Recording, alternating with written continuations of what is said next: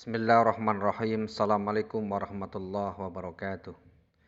Innal hamdalillah wassalatu wassalamu ala Rasulillah Sayyidina wa Maulana Muhammadin Abdillah amma ba'du.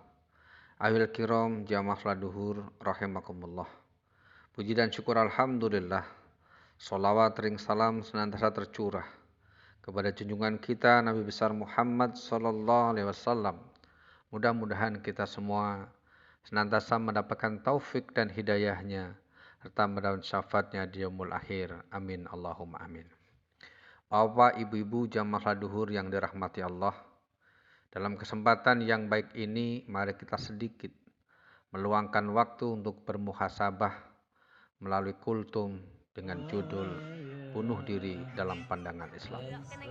Bunuh diri adalah salah satu dari dosa besar, perbuatan yang sangat dilarang oleh agama dan diharamkan oleh Allah Subhanahu wa taala. Dalam Quran surat An-Nisa ayat 29, Allah berfirman, "Wala taqtulu anfusakum," dan janganlah kamu membunuh dirimu sendiri. Bunuh diri bukan berarti dia menentang takdir, akan tetapi dia juga menjalani takdir. Karena pada dasarnya kematian, apapun bentuk dan caranya, semuanya terjadi atas kudrat, irodat, atas takdir Allah Subhanahu wa taala. Dalam kehidupan kita mungkin ada orang yang mati secara alami. Ada orang yang mati dibunuh. Ada orang yang mati bunuh diri. Semua jenis itu adalah semuanya takdir dari Allah. Penyebabnya yang berbeda, maka dengan resiko yang berbeda-beda pula. Orang yang dibunuh bisa jadi dia mendapatkan ampunan dari Allah karena kematiannya disebabkan oleh orang lain. Orang yang mati secara alami tergantung amal perbuatannya semasa ia hidup di dunia. Adapun orang yang bunuh diri karena ia menyiksa dirinya sendiri, mendolimi dirinya sendiri, maka dia akan mendapatkan balasan seperti apa yang ia perbuat atas dirinya sendiri. Oleh karenanya sebagian ulama berpendapat bahwa bunuh diri adalah hukumnya kafir atau murtad. Ada pula yang berpendapat orang yang mati bunuh diri tetap dihukumi sebagai seorang muslim yang ia wajib dimandikan, disolati, dikafani dan dikuburkan. Hanya saja ia melakukan suatu dosa besar. Pada zaman Rasulullah SAW ada beberapa peristiwa yang dapat kita jadikan satu pelajaran. Yang pertama misalnya, suatu ketika Rasulullah pernah tidak mau menyolati orang yang meninggal karena bunuh diri. Artinya pada kesempatan yang lain, Rasulullah juga pernah menyolati orang yang meninggal bunuh diri. Dalam peristiwa yang berbeda, suatu ketika ada sahabat Nabi yang ia maju ikut berjuang di jalan Allah. Dia ingin mendapatkan mati syahid. Namun suatu ketika sahabat tersebut dalam peperangan, dia tertombak di dadanya.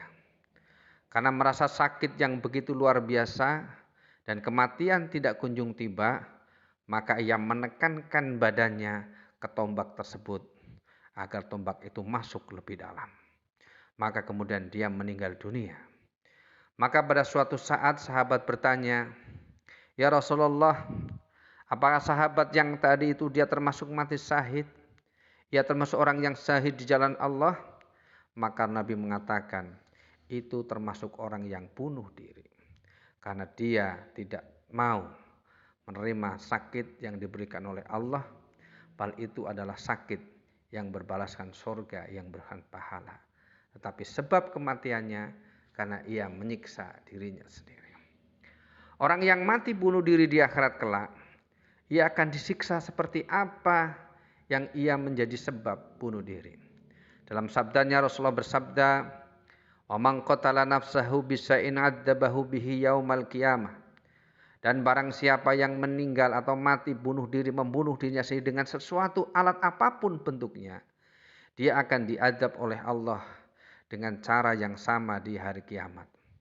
Orang yang bunuh diri dengan cara menggantung diri, dia akan merasakan sakitnya gantung diri. Orang yang bunuh diri meminum racun, dia akan merasakan sakitnya meminum racun ketika menghadap Allah Subhanahu wa taala. Pertanyaannya barangkali, kenapa orang itu bunuh diri? Karena orang itu lari dari Allah Subhanahu wa taala.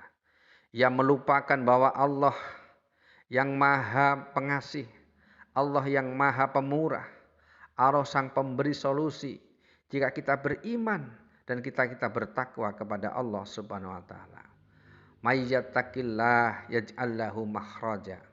Mestinya ketika kita mendapatkan ujian dan cobaan, justru kita mendekatkan diri kepada Allah Subhanahu wa taala agar Allah memberikan solusi yang terbaik dari masalah yang kita hadapi.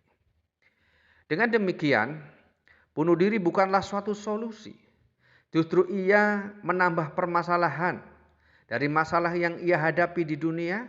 Dengan bunuh diri ia menambah masalah yang di dunia belum selesai. Masalah bunuh dirinya harus dihadapi, dipertanggungjawabkan di hadapan Allah.